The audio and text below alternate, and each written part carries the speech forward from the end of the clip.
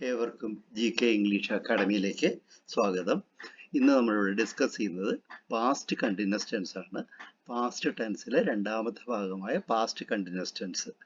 അതിനു മുമ്പായിട്ട് ഞങ്ങളുടെ ചാനൽ ഇതുവരെ സബ്സ്ക്രൈബ് ചെയ്യാത്ത സുഹൃത്തുക്കൾ ഈ ചാനൽ സബ്സ്ക്രൈബ് ചെയ്യുക, ഷെയർ ചെയ്യുക, ഇഷ്ടപ്പെട്ടെങ്കിൽ ലൈക്ക് ചെയ്യുക. ഞങ്ങളുടെ ഇതിനു മുമ്പുള്ള ലെസണുകൾ നോക്കിയതിന് ശേഷം പാസ്റ്റ് കണ്ടിന്യൂസ് ടെൻസ് നോക്കുകയാണെങ്കിൽ നിങ്ങൾക്ക് ഈ ചാപ്റ്റർ വളരെ പെട്ടെന്ന് മനസ്സിലാക്കി എടുക്കാൻ പറ്റും. അപ്പോൾ അതുകൊണ്ട് ആ ചാപ്റ്ററുകൾ നേരത്തെ ഒന്ന് കാണാൻ ശ്രമിക്കുക.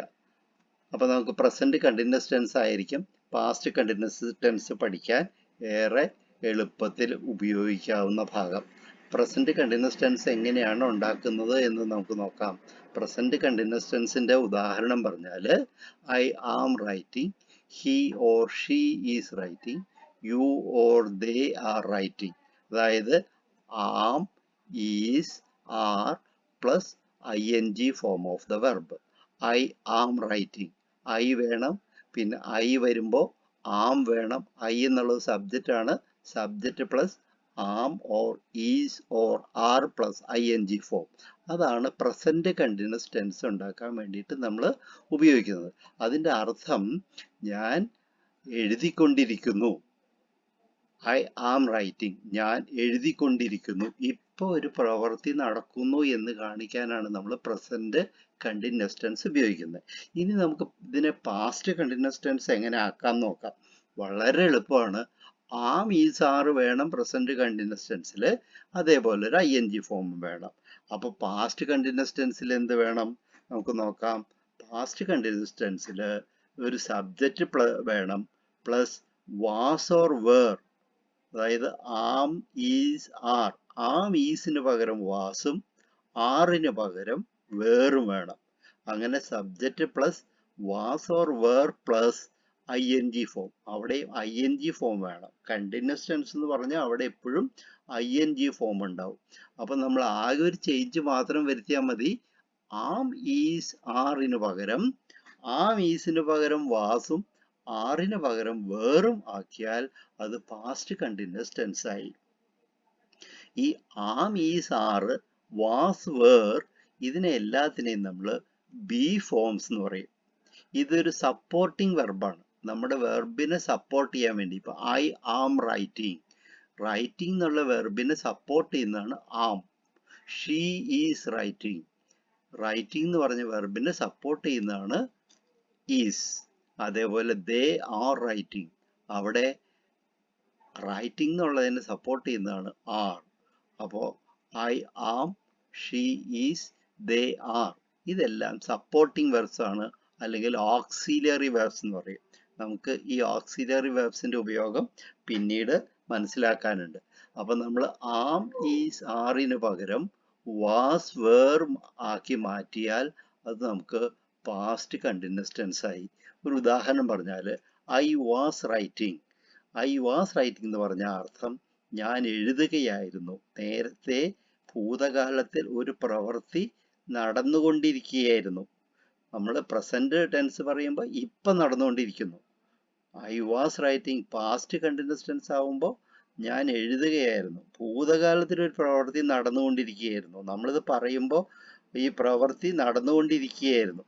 അതിനെ സൂചിപ്പിക്കാനാണ് നമ്മൾ പാസ്റ്റ് കണ്ടിന്യൂസ് ടെൻസ് ഉപയോഗിക്കുന്നത്. ചെറിയ വ്യത്യാസം മാത്രമേ ഉള്ളൂ. ഐ ആം റൈറ്റിംഗ് എന്നുള്ളതിന് പകരം ഐ വാസ് റൈറ്റിംഗ് എന്ന് എഴുതി. വേറെ ഒരു വ്യത്യാസവും ഇല്ല. അപ്പോൾ എഴുതിക്കൊണ്ടിരിക്കുന്നു എന്നുള്ളത് എഴുതുകയായിരുന്നു എന്നായി. അടുത്ത എക്സാമ്പിൾ നോക്കാം. He or she was reading. അവിടെയും ഹി ഓർ ഷീ വന്നപ്പോൾ വാസ് റീഡിങ്, അവൾ വായിക്കുകയായിരുന്നു. അടുത്ത എക്സാമ്പിൾ നോക്കിയാൽ നമ്മൾ യു വരുമ്പോൾ വേർ വരും. നമ്മൾ പ്രസന്റ് ടെൻസിൽ യു ആർ എന്നുള്ളത് ഇവിടെ പാസ്റ്റ് ടെൻസ് ആവുമ്പോൾ, പാസ്റ്റ് കണ്ടിന്യൂസ് ആവുമ്പോൾ യു വേർ സ്ലീപ്പിംഗ് എന്ന് വരും. അതായത് നിങ്ങൾ ഉറങ്ങുകയായിരുന്നു, നീ അല്ലെങ്കിൽ നിങ്ങൾ ഉറങ്ങുകയായിരുന്നു. അതേപോലെ തന്നെ ദേ വേർ പ്ലേയിങ്, അവർ കളിക്കുകയായിരുന്നു. അപ്പോൾ വ്യത്യാസം എന്താണ്? ആകെ ഒരൊറ്റ വ്യത്യാസമുള്ളൂ. ആം, ഈസിന് പകരം വാസും ആറിന് പകരം വേറും ചേർത്താൽ അർത്ഥം ആകെ മാറും. അതായത് ഒന്ന് ഇപ്പൊ ചെയ്തുകൊണ്ടിരിക്കുന്നത്, മറ്റേത് പാസ്റ്റ് കണ്ടിന്യൂസ് നേരത്തെ ചെയ്യുകയായിരുന്നത്. അപ്പോൾ വ്യത്യാസം മനസ്സിലാക്കുക. ഇത്രയേ ഉള്ളൂ വ്യത്യാസം. പ്രസന്റ് കണ്ടിന്യൂസ് ടെൻസ് കൃത്യമായിട്ട് അറിയാമെങ്കിൽ പാസ്റ്റ് കണ്ടിന്യൂസ് ഉണ്ടാക്കാൻ ആറിനും ആമിനും ഈസിനും പകരം വാസും ആറിന് പകരം വേറും ചേർത്താൽ മതി. ഇനി ഇത് എവിടെയെല്ലാം ഉപയോഗിക്കാമെന്നുള്ളത് നോക്കാം. നമുക്ക് പ്രസന്റ് കണ്ടിന്യൂസ് ടെൻസ് ഇപ്പൊ ഒരു കാര്യം നടന്നുകൊണ്ടിരിക്കുന്നു എന്ന കാര്യത്തിൽ നമ്മൾ പ്രസന്റ് കണ്ടിന്യൂസ് ടെൻസ് ഉപയോഗിക്കുമ്പോൾ പാസ്റ്റ് കണ്ടിന്യൂസ് ഭൂതകാലത്തിൽ ഒരു പ്രവൃത്തി നടന്നുകൊണ്ടിരുന്നു എന്ന് കാണിക്കാനാണ് പാസ്റ്റ് കണ്ടിന്യൂസ് ടെൻസ് ഉപയോഗിക്കുന്നത്. അതായത് കണ്ടിന്യൂയിങ് ഡ്യൂറിങ് ദ പീരീഡ്, ഒരു പ്രത്യേക സമയത്ത് ഇത് കണ്ടിന്യൂ ചെയ്യുകയായിരുന്നു എന്നതിനാണ് നമ്മൾ പാസ്റ്റ് കണ്ടിന്യൂസ് ടെൻസ് ഉപയോഗിക്കുന്നത്. He was playing all the day, അവൻ ദിവസം മുഴുവനും കളിക്കുകയായിരുന്നു. അന്നത്തെ ദിവസം മുഴുവൻ അവൻ കളിക്കുകയായിരുന്നു. പണ്ട് അല്ലെങ്കിൽ നേരത്തെ അല്ലെങ്കിൽ ഇന്നലെ ഒരു കാര്യം നടന്നുകൊണ്ടിരിക്കുകയായിരുന്നു. അതിനെ കാണിക്കാൻ നമ്മൾ പാസ്റ്റ് കണ്ടിന്യൂസ് ടെൻസ് ഉപയോഗിക്കും. അടുത്തതാണ് നമ്മൾ A moment in the past, അതായത് പാസ്റ്റിലുള്ള ഭൂതകാലത്തിലുള്ള ഒരു പ്രത്യേക സമയം. അപ്പൊ ഇന്നലെ രാത്രി 11 മണിക്ക് എന്ന് പറയുമ്പോൾ നമ്മൾ വേണമെങ്കിൽ പാസ്റ്റ് കണ്ടിന്യൂസ് ടെൻസ് ഉപയോഗിക്കാം. I was driving the car at 11 o'clock. ഞാൻ രാത്രി 11 മണിക്ക് കാർ ഓടിക്കുകയായിരുന്നു. ഇന്നലെ രാത്രി 11 മണിക്ക് ഞാൻ കാർ ഓടിക്കുകയായിരുന്നു. അപ്പോൾ ഒരു പ്രത്യേക മൊമെന്റിൽ നമ്മൾ നോട്ട് ചെയ്യാൻ വേണ്ടിയിട്ട് പാസ്റ്റ് കണ്ടിന്യൂസ് ടെൻസ് ഉപയോഗിക്കും. അടുത്തത് പാസ്റ്റ് കണ്ടിന്യൂസ് ടെൻസ് ഉപയോഗിക്കുന്നത് കണ്ടിന്യൂയിങ് വെൻ ഇന്ററപ്റ്റഡ്. അതായത് വെൻ എന്നുള്ളൊരു വാക്ക് പ്രത്യേകം ശ്രദ്ധിക്കുക, അതിന് പ്രത്യേകതയുണ്ട് അവിടെ. നമുക്കൊന്ന് എക്സാമ്പിൾ നോക്കാം. We were watching T V, ഞങ്ങൾ ടി വി വാച്ച് ചെയ്യായിരുന്നു. When he came to our house, when അവൻ ഞങ്ങളുടെ വീട്ടിൽ വന്നപ്പോൾ, അവൻ ഞങ്ങളുടെ വീട്ടിൽ വന്നപ്പോൾ ഞങ്ങൾ ടി വി കാണുകയായിരുന്നു. ഇവിടെ വെൻ എന്നുള്ള വാക്ക്, അതായത് അവൻ വീട്ടിൽ വന്നപ്പോൾ, അപ്പോൾ, അതാണ് വെൻ എന്നുള്ള. അപ്പൊ വെൻ എന്നുള്ള വാക്ക് വരുമ്പോൾ മിക്കവാറും നമ്മൾ ഉദ്ദേശിച്ച് ഉറപ്പിച്ചിരിക്കണം അവിടെ പാസ്റ്റ് കണ്ടിന്യൂസ് ടെൻസ്, അതായത് ഭൂതകാലത്തിൽ ഒരു പ്രവൃത്തിയുടെ ഇടയ്ക്ക് വേറൊരു പ്രവൃത്തി അവൻ വരുമ്പോൾ ഞങ്ങള് കാണുകയായിരുന്നു.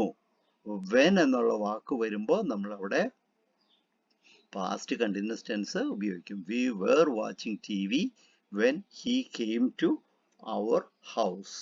വെൻ പ്രത്യേകം ശ്രദ്ധിക്കുക. അതേപോലെ തന്നെ അടുത്തത് when not to use past continuous. Past continuous ടെൻസിൽ വലിയ പ്രതിബന്ധങ്ങളോ ബുദ്ധിമുട്ടുകളോ ഇല്ല. പ്രസന്റ് കണ്ടിന്യൂസ് ടെൻസ് നമുക്കറിയാം ആം, ഈസ്, ആർ. അത് ഇപ്പം നടക്കുന്ന കാര്യങ്ങൾക്കാണ് ആം, ഈസ്, ആർ ഉപയോഗിക്കുക. അതിന് പകരം നേരത്തെ ഭൂതകാലത്തിൽ ഒരു കാര്യം നടന്നുകൊണ്ടിരിക്കുന്നു എന്ന് കാണിക്കാൻ, നടന്നുകൊണ്ടിരുന്നു എന്ന് കാണിക്കാൻ നമ്മൾ പാസ്റ്റ് കണ്ടിന്യൂസ് ടെൻസ് ഉപയോഗിക്കും. അവിടെ ആം, ഈസിന് പകരം വാസും ആറിന് പകരം വേറെ ഉപയോഗിക്കും. ബാക്കി ഒരു വ്യത്യാസവും ഇല്ല.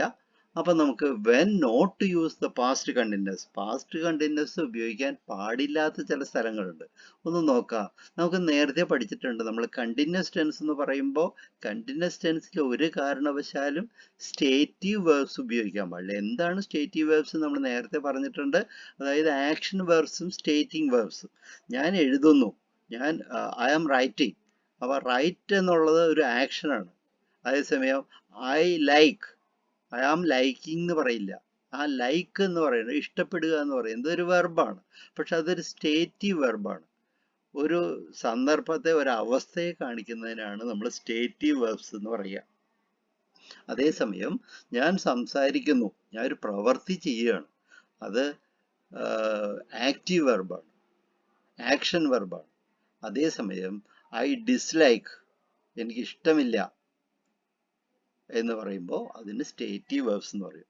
അപ്പൊ അങ്ങനത്തെ വാക്കുകൾക്ക് മുമ്പിൽ ഉപയോഗിച്ച് ഒരു കാരണവശാലും കണ്ടിന്യൂസ് ടെൻസ് ഉപയോഗിക്കാൻ പാടില്ല. അതോടൊപ്പം പാസ്റ്റ് കണ്ടിന്യൂസ് ഉപയോഗിക്കാൻ പാടില്ല. ഒരു കണ്ടിന്യൂസ് ടെൻസ് ഉപയോഗിക്കാൻ പാടില്ല, പാസ്റ്റ് കണ്ടിന്യൂസും അതേപോലെ തന്നെ ഉപയോഗിക്കാൻ പാടില്ല. അത് ഏതൊക്കെയാണ്? നോ, ഐ ആം നോയിങ് എന്ന് പറയില്ല, ഐ നോ. അല്ലെങ്കിൽ ഐ ന്യൂ എന്ന് പറയുള്ളൂ. Hate, on, like, want, need ഇതെല്ലാമാണ് സ്റ്റേറ്റീവ് വേർബ്സിൻ്റെ ചില ഉദാഹരണങ്ങൾ. ഇതേപോലെ കുറച്ച് വേർബ്സ് ഉണ്ട്, നമ്മൾ അത് പ്രത്യേകം ശ്രദ്ധിക്കുക. ആ വാക്കുകളുടെ കൂടെ നമ്മൾ കണ്ടിന്യൂസ് ടെൻസ് ഒരു കാരണവശാലും ഉപയോഗിക്കില്ല. അതേപോലെ തന്നെ നമ്മൾ ഒന്ന് നോക്കാം. I was knowing him for many years എന്ന് പറയുമോ? പറയില്ല. I was knowing him for many years എന്ന് പറയില്ല. പിന്നെ എന്തേ പറയുള്ളൂ?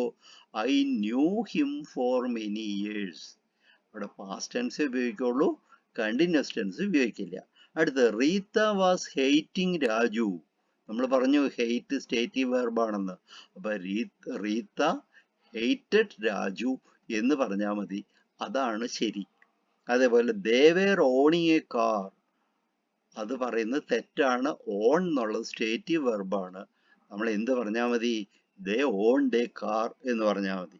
ഇതെല്ലാം നമ്മൾ പ്രസന്റ് കണ്ടിന്യൂസ് ടെൻസിലും പ്രസന്റ് പെർഫെക്റ്റ് കണ്ടിന്യൂസ് ടെൻസിലും കൃത്യമായിട്ട് പറഞ്ഞിട്ടുണ്ട്. അത് ഒന്നുകൂടെ കണ്ടാൽ ഈ ഭാഗം വളരെ എളുപ്പമാവും. ആം ഈ സാറിന് പകരം വാസ് വെയർ ഉപയോഗിച്ചാൽ പാസ്റ്റ് കണ്ടിന്യൂസ് ആയി. She was needing A car എന്ന് പറയില്ല, മറിച്ച് ഷീ നീഡഡ് എ കാർ എന്നേ പറയുള്ളൂ. ആയിട്ട് ഇത്രയാണ് പാസ്റ്റ് കണ്ടിന്യൂസ് ടെൻസ്. അതിന് മുമ്പായിട്ട് നമ്മളുടെ ചാനൽ സബ്സ്ക്രൈബ് ചെയ്യാത്ത സുഹൃത്തുക്കൾ ദയവായി സബ്സ്ക്രൈബ് ചെയ്യുക, ഷെയർ ചെയ്യുക, നിങ്ങളുടെ കമൻസ് ബോക്സിൽ ഇടുക.